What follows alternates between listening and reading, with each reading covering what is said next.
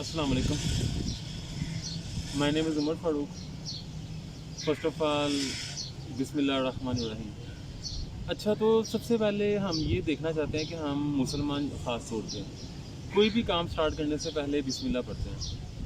तो हमें इसके बारे में थोड़ी सी हिस्ट्री इसकी जो सी है ना वो पता होनी चाहिए कि बिस्मिल्लाह क्यों पढ़ते हैं और किस वजह से पढ़ते हैं।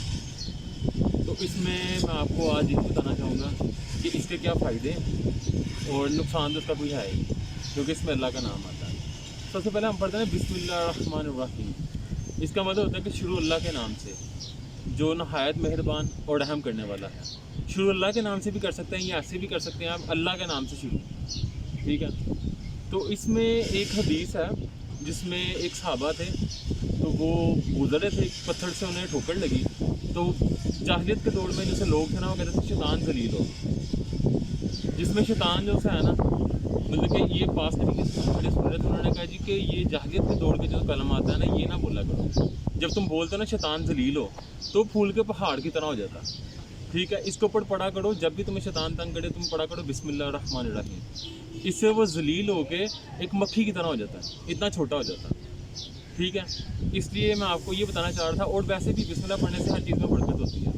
अगर आप नेक काम पे बिस्मिल्लाह पढ़ेंगे तो इतना ज़्यादा हो जाएगा कि आपको मतलब कि आपको ये फीलिंग आएगी कि यार ये इतना था नहीं, बल्कि आप खाना खाने लगेंगे तो आपका पेट फुल हो जाएगा, आधी रोटी से आपका पेट भर जाएगा। अगर आप खाने के बगैर, क्योंकि शैतान चले जाता है ना, जो आपको वो खाने में बेबरकती पैदा करता है ना, वो ख़त्म हो जाती है।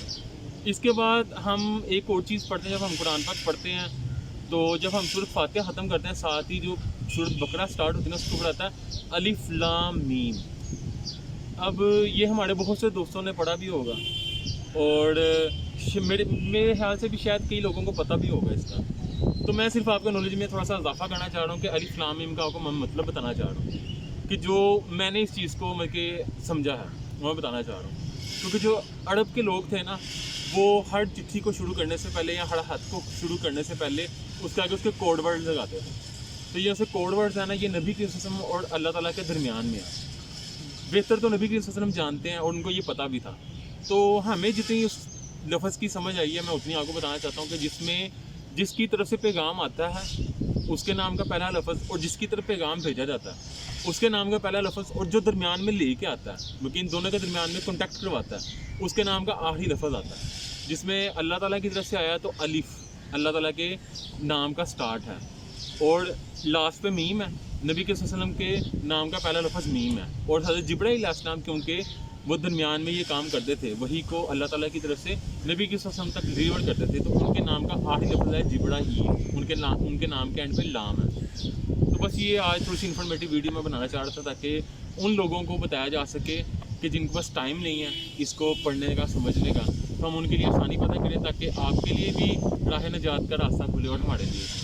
तो लास्ट में यही कहूँगा कि सब भाइयों से दुआ की अपील है कि मेरे लिए भी दुआ करें, अपने लिए दुआ करें, और ये दुआ लाजमी पढ़ें, रब्बी ज़िदनी इल्मा, कि अल्लाह ताला आपके इल्म में भी इजाफ़ा करे और मेरे इल्म में भी इजाफ़ा करे। जज़ाकल्लाह।